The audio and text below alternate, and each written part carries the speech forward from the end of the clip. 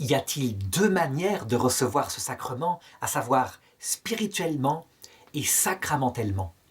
Je dirais que cette question est centrale, on va le voir, parce qu'elle s'adresse à des personnes qui ne peuvent pas communier pour une raison ou une autre. Ça peut être parce qu'elles sont dans un état, par rapport à leur vie conjugale, qui ne leur permet pas d'en changer. Par exemple, il y a eu des divorces, des remariages multiples, des enfants qui sont arrivés. Quitter celui avec qui on s'est mis ou celle avec qui on s'est mis, comme cela, serait commettre une faute contre lui, contre l'engagement nouveau qu'on a posé. Évidemment, comme le sacrement de mariage, le premier doit signifier, je dirais, l'amour de Dieu, qui est fidèle quoi qu'il arrive, eh bien ces personnes-là n'ont pas accès au sacrement. Elles se sentent souvent excommuniées.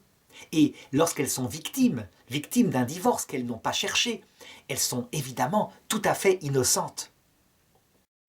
Par contre, leur situation, l'état de leur vie, qui n'est pas conforme à ce que signifie le sacrement de mariage, ne leur permet pas d'accéder au sacrement lui-même.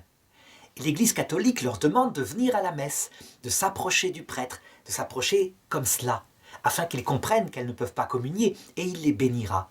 Eh bien, elles reçoivent la présence réelle de Jésus dans leur acte de vérité face à leur situation sacramentelle, de manière spirituelle. Marthe Robin le disait à un couple de mes amis qui étaient allés la voir parce qu'ils étaient dans une situation analogue. La jeune fille, qui était jeune, pensait se marier avec un homme qui venait d'être abandonné par sa femme. Elle leur avait dit « Je ne peux pas vous dire de le faire. Si vous vous mariez, vous savez bien, vous ne pourrez plus communier, mais vous aurez la prière. » Eh bien, c'est ça, la communion spirituelle. Face à des personnes vraies et humbles, Dieu vient dans le cœur, comme il est venu pour le publicain qui se tenait au fond de la synagogue, dans une parabole que raconte Jésus, il vient réellement, mais spirituellement.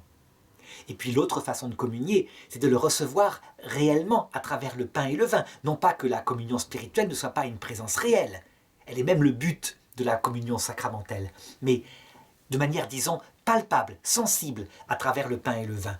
Et cette manière de communier a pour but, évidemment, la communion spirituelle. Ça veut dire que quand on quitte l'Église, on emporte avec soi la présence du Seigneur dans son cœur et on continue de lui parler.